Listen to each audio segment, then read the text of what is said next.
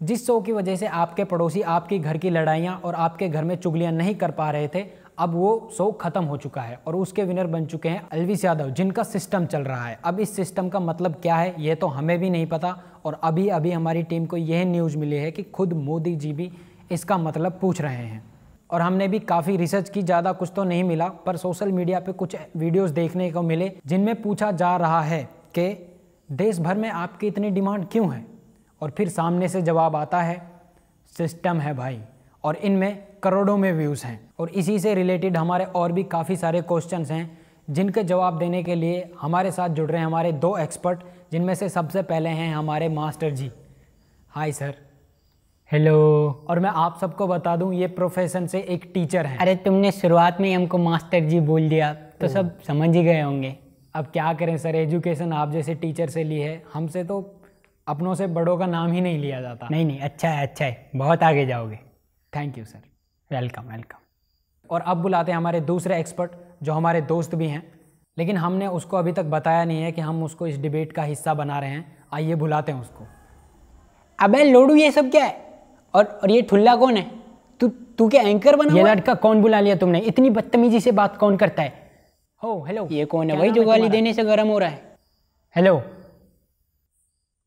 Disconnect हो गया, डर के भाग गया। और क्या? ऐसा तो हो नहीं सकता। और किसी को बुला लो। सॉरी, रुकावट के लिए माफ़ी चाहते हैं हम आपसे। हेलो जैस। हाँ। तुम डिस्कनेक्ट क्यों हो गए? अरे यार, मेरा रिचार्ज ख़त्म हो गया। तू फटाफट मेरा रिचार्ज कर दे, फिर मैं वापस आता हूँ। ठीक है, करता हूँ। ये कौन था? जैस। वो अब भी तुम्हारा दोस्त है? हाँ। नहीं, मैं जा रहा हूँ। देखिए नहीं सर, मैं जा रहा हूँ। मैं बिल्कुल नहीं रुकूंगा यार। ठीक है, मैं जा रहा हूँ। Hello sir hello. बहनचोद। 2000 years later. तो ये हिस्ट्री वाले टीचर हैं? हाँ। देखो सर, बुरा मत मानने, लेकिन आप तो बुढ़े हो गए हो, इसीलिए मैं आना नहीं चाह रहा था। ये बुरा बोल के बुरा नहीं मानने को बोलता है। देखो जैस, मैं तुमसे कुछ सवाल पूछूंगा, तुम्हें उनके जवाब देने हैं बस, और कोई फालतू बकवास नहीं, ठीक है? ओके। तो सबसे पहला सवाल जैस आपसे, आप बिग बॉस के बारे में क्या जानते हैं?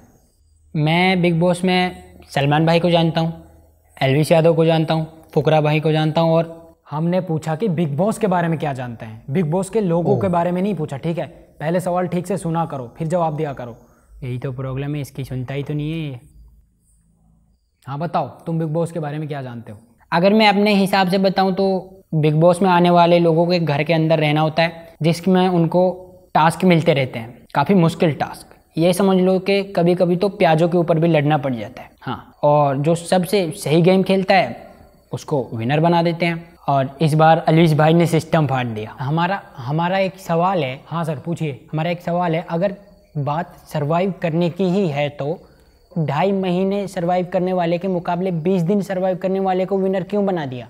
मतलब ये बुढ़ा कहना क्या चाहता है? तुम नहीं करेंगे तमीज से बात। तुम क्या कहना चाहते हो? भाई ने बेईमानी से सोच जीता है। अबे तुम क्या जाने वाली सवाल में कितना दम है? एक बंदे ने 100 वोट किए हैं। ये लगता है तुमने अरे सर आप ऐसे भड़काऊ सवाल क्यों पूछ रहे हो? जेल में लोग घूमते हैं, तुम्हारे जैसों को कितना एक करके बोलो यार।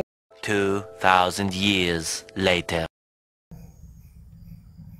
देखिए, पहली बात, आराम से बात कीजिए, ये शो 1 घंटे का होने वाला है, सारी बातें हो जाएंगी। नहीं, अगर ये तमीज से बात ही नहीं करेंगे तो मैं भी चुप नहीं रहूंगा। अगर तुम एल्विस भाई के बारे में कुछ बोलेगे तो हम भी नहीं सुनेंगे, ठीक है?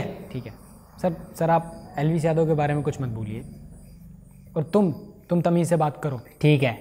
तो अगले क्वेश्चन की ओर चलते हैं। स्टार्टिंग में हमने देखा कि घर की सारी लड़कियां जैद हबीब पे ऐसे फिदा हो रही थी जैसे गुड़ पे मक्खियां। सर क्या कहना चाहेंगे इसके बारे में आप? मेरे हिसाब से इस बार भी लव एंगल बनाने की कोशिश की जा रही थी, जो इस बार ज़्यादा सफल नहीं हुआ, क्योंकि इसके जैसे लोगों को यही सब देखने में बड़ा मज़ा आता है।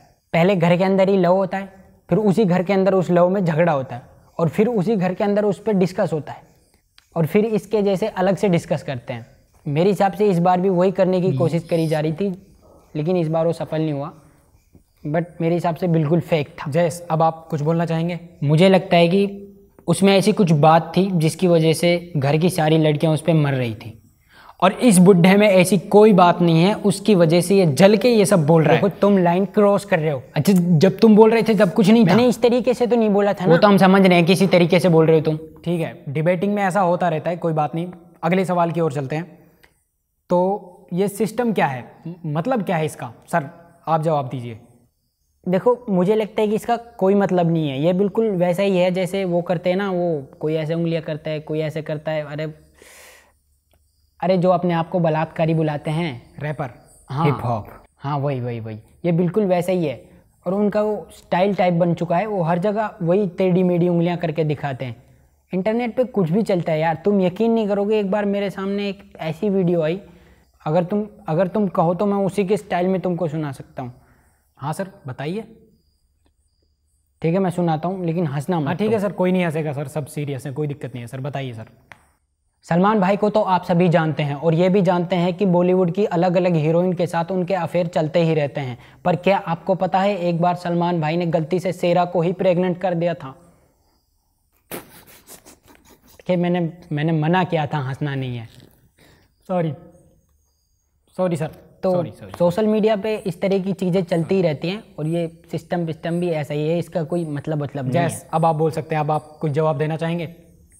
देखिए, मुझे लगता है कि कुछ भी ऐसे ही नहीं चलता। अगर कोई चीज़ चल रही है तो उसके पीछे कुछ ना कुछ तो वजह होती है, ठीक है। और हर चीज़ का मतलब निकालना कोई ज़रूरी नहीं होता है। और मैंने पहले भी बोल दिया कि मैं अलविश भाई के बारे में कुछ नहीं सुन सकता। इस बुढ़े ने ज़्यादा 3-2-5 की तो मैं इसका सिस्टम फाड़ दूंगा, और हम तुम्हारी गांड फाड़ देंगे अगर तुमने कुछ जा बे। तुझे क्या लगता है मैं इन बातों से डर जाऊंगा? ठीक है, अगर भाई के बारे में बोलते रहेगा तो सुनना पड़ेगा। अरे आप एक एक करके बात करो यार, एडिटिंग में गांड फट जाएगी। मैं डर जाऊंगा, बिल्कुल नहीं डरूंगा। मुझसे नहीं झेला जाएगा, बंद करो। देख रहा हूँ चपर चपर करे ही जा रहा है, मुंह ही बंद नहीं करता।